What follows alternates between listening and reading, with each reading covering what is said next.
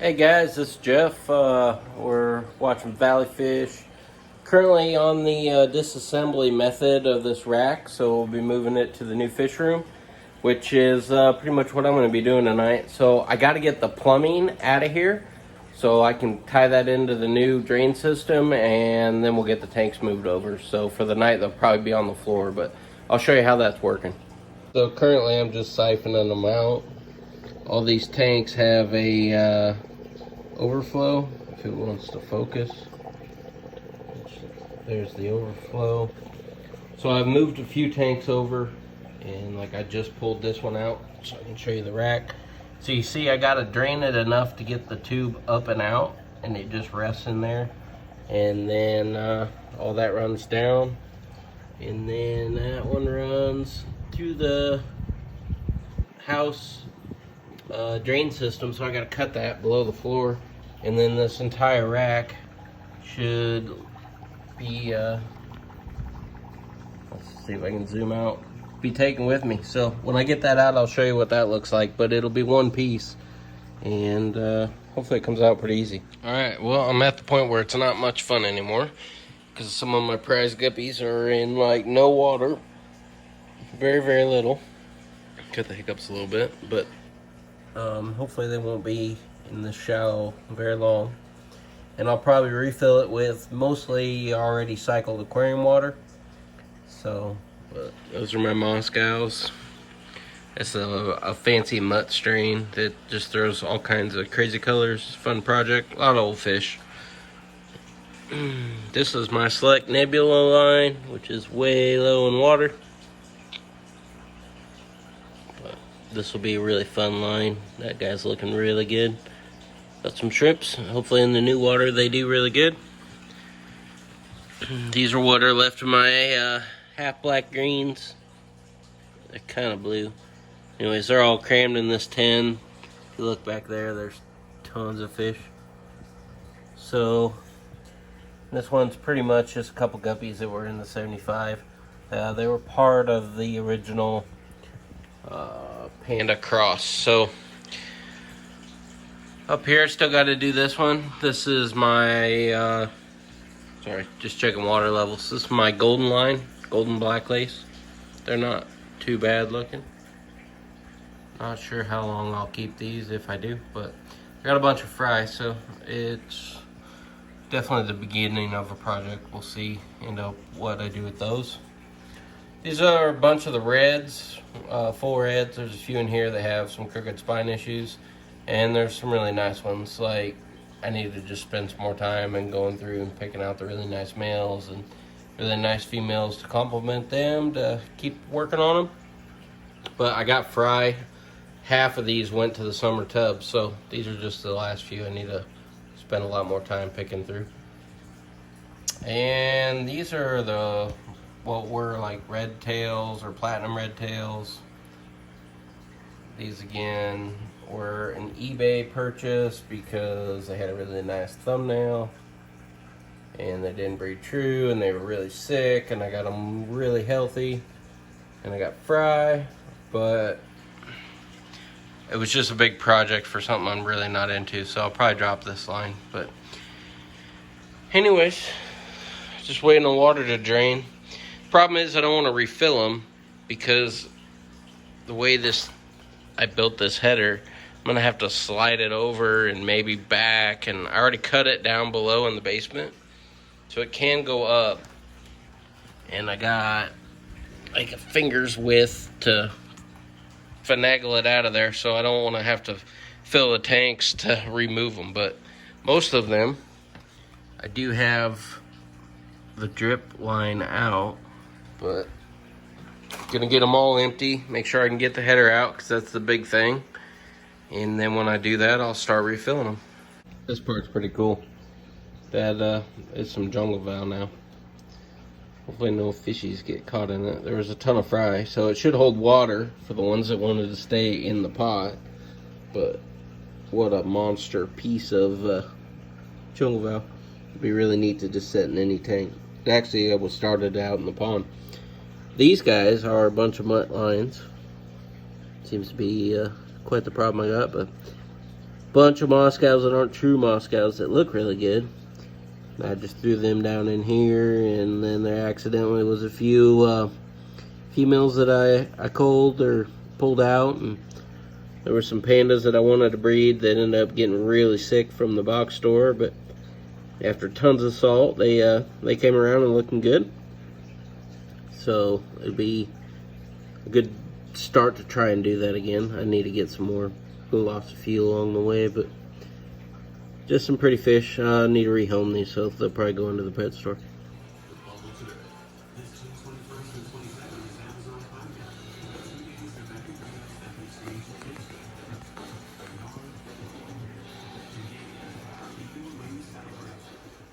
Well, I'm on the final tank now. These guys are really cool when you get them all congested up. But I did this jungle val wall, which this tank actually went green on me when I added a whole bunch of scuds. But I was always curious if the water wall that I made to keep the val back was actually watertight, and it is. It's actually holding. So that'll be interesting to see how heavy this tank is, because it's like, I don't know, it's way taller than my hand. So added weight that I wasn't expecting. So oh man, it is stressful seeing the tanks this way. I am on the last tank, so hopefully when I get that out of the header, it'll all move freely and it'll come up out of the floor and I can start filling them up. Otherwise I gotta cut it in pieces, which is gonna be a nightmare for me, but we'll see. Man, so I almost had it out, got it out of the floor, sorry for the shakiness, but I added these extra supports that were just for additional shelving I wasn't going to use, and I flipped them on the outside, and that's currently what I'm fighting on getting it out. So I'm going to pop that off. I got to find a hammer because I don't even think I got one here, and it should come out hopefully. More for just came out to the old fence. This is where I used to do my summer tubbing, right back in there.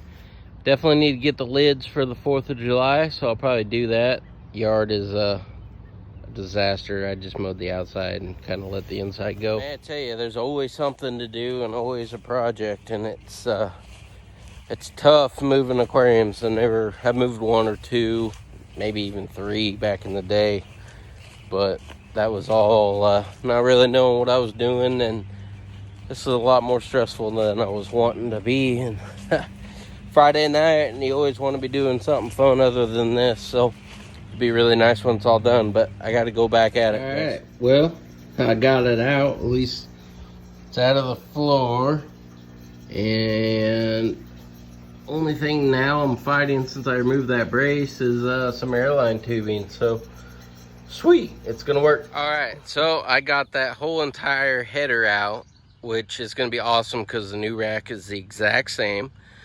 I remember a lot of people were like, why are you making that out of Schedule 80? Because if I wouldn't have, I'd have broke that damn thing. And it took a long time to build it. So, pretty excited.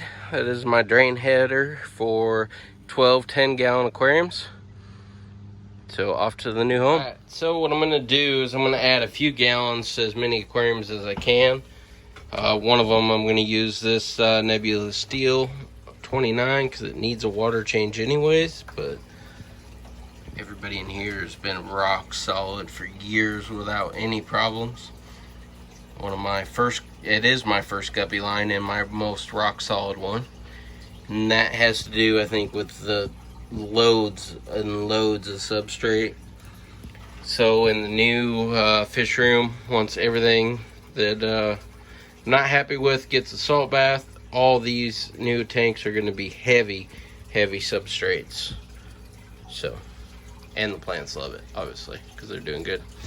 So, I already overflowed the bucket that I want to do, trying to make some videos. So, I got some water I got to get rid of, and we'll be back. Well, for these bottom tanks, I got to be careful. I got a 55 sitting right here, and those are pretty much the koi, all the ones that I left behind, but I might go through it again and decide and start another colony. But anyways, totally another thing. You can use that tank water to fill this bottom row.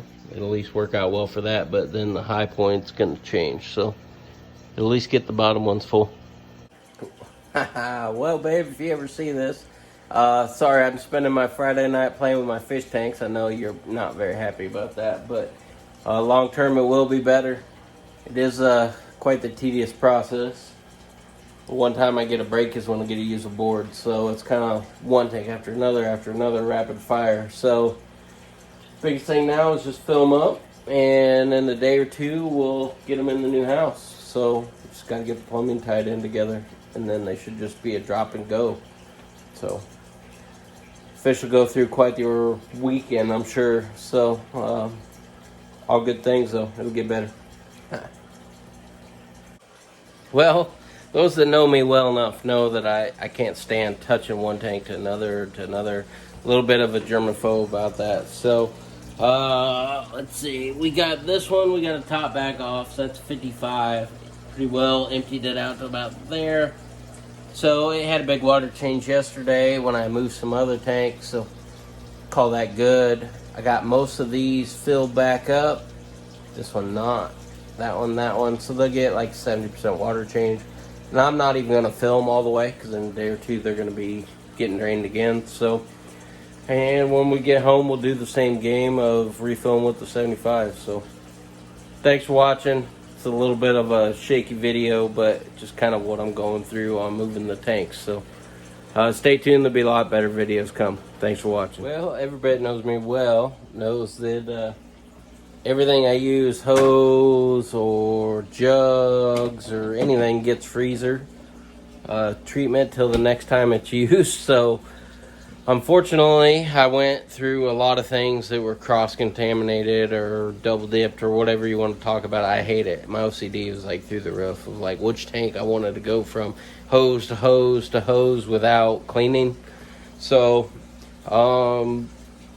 really, there's only a couple tanks that I have problems in. That's I know the issue, and I moved them 2 days ago, so I wouldn't touch them. So everything should be clean, and I shouldn't worry about it. But it's bit me in the past, and so I'm always really OCD about not dipping or transferring water.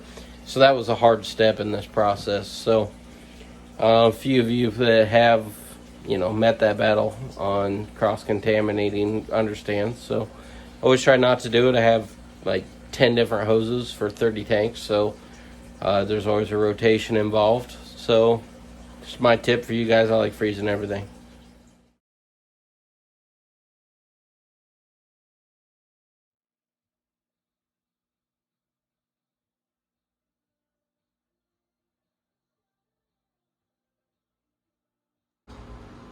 Putting you in my video. What are you doing? Nothing. Alright, there's Scarlet and there's the Doggers. There's the header I brought home. And then there's a few of the aquariums that I brought home. 75. This is going to be the exact same rack. Just got to finish moving the shelves a little bit.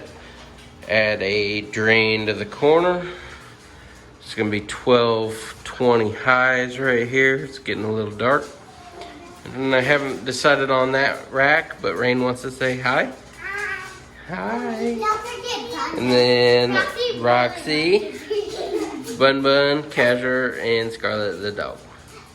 I think this is farewell for now, but tell them to do what? Like and subscribe and hit the bell. Tell them one more time.